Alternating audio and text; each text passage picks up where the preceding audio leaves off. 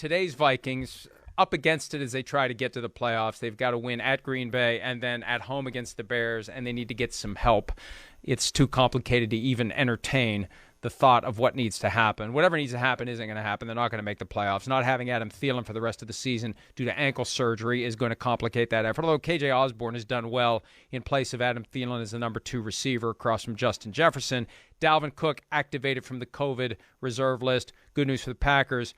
Jair Alexander back from IR after an extended absence. And it was his shoulder injury coupled with Kevin King's injury that opened the door for Rasul Douglas, who has become one of the great players on their defense, as acknowledged by Aaron Rodgers recently. And here's Aaron Rodgers from earlier today as the 2021 season approaches a conclusion, and one of the big questions will be, what will he do in 2022? He got a head start on getting people talking about Aaron Rodgers in 2022. Here he is regarding his immediate future.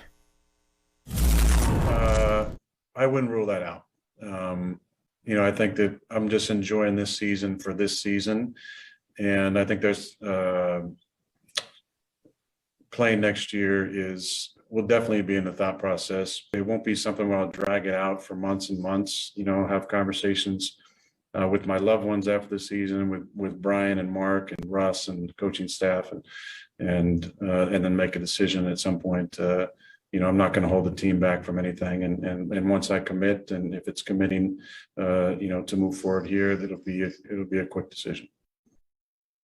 He's not going to drag it out like he did last year. I mean, he's kind of self-owning himself with that. It's not going to be like last year when I held the Packers hostage for months and I made myself the center of attention for months and I built this mystery that I refused to address because I kind of like it when everybody talks about me. He's not going to do that again. So everybody's going to be talking about him in February. It's going to be the fitting bookend to Brett Favre because that's what they did in 2008. And I know that some close to the action would dispute this, but I firmly believe they went to Favre in February of 2008 and told him, we need to know right now what you're going to do this year, because they knew if they said, we need to know right now, his answer would be, I'm going to retire. So then they could get Aaron Rodgers onto the field, who had sat for 3 years. They didn't want him to sit for a 4th year. They wanted Brett to move on. And he's going to try to bring it to a head sooner rather than later, because if he wants to move on, Myles, he's going to want to be traded in March, not in April or May or in June or July. He's going to want it to happen in March. He's going to want to have a new team wherever it is that he wants to go. And there's a handful of teams out there that make sense. The Broncos continue to make a ton of sense, and they've won 7 games this year. Their defense is getting better. Their team is getting better. They seem to be, I would say, if I was setting the odds, they would be the favorites for Aaron Rodgers for next year. But the good news is it's not going to be something that consumes months and months. And I think that he's going to want out because he wanted out last year. What would have changed in the course of 1 year to make him not want out? Why would he, if he's already crossed that bridge mentally that he wants to go somewhere else, how do you uncross that bridge? I think he is going to want out. Even if they get to the Super Bowl and win it, and they win the Super Bowl, then, he can't feel bad about leaving. Hey, I want to go get a fresh start somewhere else.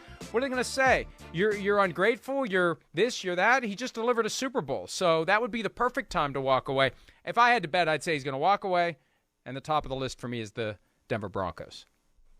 Well, not to cross sports too much, but it kind of reminds me, of Albert Pujols, right? He wins the World Series with the St. Louis Cardinals, and then all of a sudden he's like, yeah, guys, peace out. I'm going to go sign with the LA Angels and become an irrelevant baseball player for basically the rest of my career. I mean, I don't think that that's what's going to happen with Aaron Rodgers, but I think it's sort of the same thing where it's like, who can really blame him if he then wins another Super Bowl with the Green Bay Packers, which, hell, it looks like they're going to be in position to do, at least at this point, right? They are in position to have the number 1 seed in the NFC.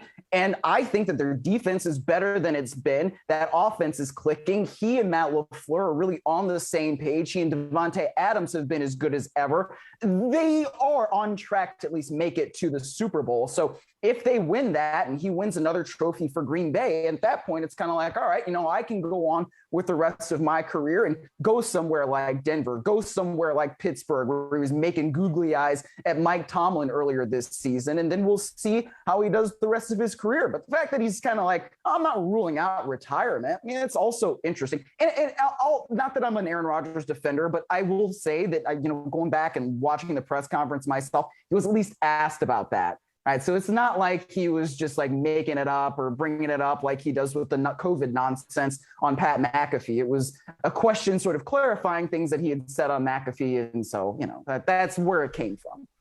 Right. But all he had to say was, frankly, that's a topic for after the season ends. For now, my only focus is on the season. But that's, they asked, he answered. You're right. So be it. I could see him. I'm trying to figure out the flow chart. I could see him making his push to get out, and if they say yes, then boom, trade. Figure out the right team. Broncos, again, the favorite. If they say no, that's when he retires. I think it's that simple. I'll retire. I'm not playing here next year. So you can either trade me and get something for me, or I'm just going to retire and walk away. So if he makes that decision early, shades of Favre, make the decision early to retire, and then give them the opportunity, if he does retire, they can maybe decide, well, we're going to trade him or whatever. And then he could always make a power play in July, just like Favre did, and say, I'll show up and play. Then what are they going to do? That's when they'd have to trade him. So I think he's going to say, I want out. If they say yes, he's gone. If they say no, he retires with a TBD on the back end where he could maybe show up just like Favre did. That would be the perfect ending. If it ends just like it did for Favre in Green Bay, that would be the ultimate. Hi, I'm Mike Tirico, and thanks for watching. Make sure to hit subscribe for the latest news and highlights from NBC Sports.